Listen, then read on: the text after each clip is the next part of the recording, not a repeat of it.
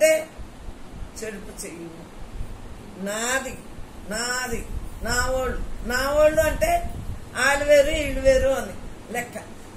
దేహం నేను అనుకునే వాళ్ళకి మీరు వేరు, వాళ్ళు వేరు, చుట్టాలు వేరు, శరీర సంబంధికులు వేరు అని తెలుసు.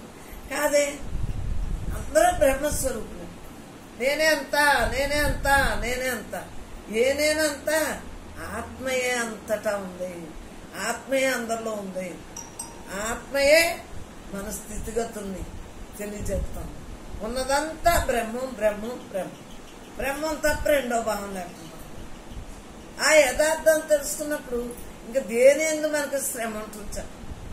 ఎలాగా విధి ఉంది, ఆ విధిని అలాగే నడుపుతుంది. మనకేం భావం, మనకేం కాదు. మన భావన అంతా మార్పు చెందిందా లేదా? నేను బ్రహ్మాన్ని అన్న భావన ఉన్నప్పుడు తప్పనిసరిగా భావంతో ఉంటుంది. రెండు పరిసరాల ప్రభావం ఎక్కువగా ఉంటుంది. ఆలోచించుకోండి. పరిసరాల ప్రభావం ఎక్కువగా ఉంటుంది. మీరు ఆలోచించుకోండి. పరిసరాలంతా బ్రహ్మంగా ఉన్నాం అనుకోండి, మన కుటుంబంలో అందరూనే, ఇంకా అంతా నందనవనమే కదా. అంటే ముందు నువ్వు ఉండు, నువ్వు ఉంటే మన ఇంట్లో వాళ్ళు ఆడే ఉంటారు. ఇంకా అమ్మ ఇంతే కదా అనుకుంటారు.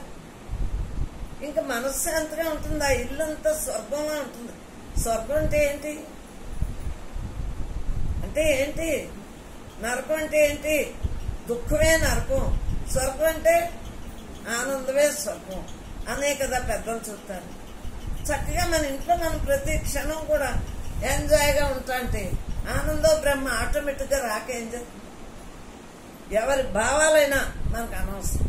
మన భావంలో బ్రహ్మభావంతో ఉండటమే మన యొక్క లక్ష్యం. ఆ లక్ష్యంతో ఉండేటప్పటికి నేను ఆత్మని అనేటప్పటికీ సావు పుట్టుకుని లేని స్థితే కదా. ఎండకు ఎండలో వాన తడదు. చూడండి, దీనికి ఏదైనా ఉందా? అదే మనం అందరిలోనే అదే, అంతటా అదే. నామరూప గుణాత్మకమైన గొడవలే మనకు లేవు. అవన్నీ జీవలక్షణాలు. జీవలక్షణాలు లేవు, బ్రహ్మ లక్షణాలతో మనం ఉంటున్నాం. ఇంకా విధి అంటే ఏంటి?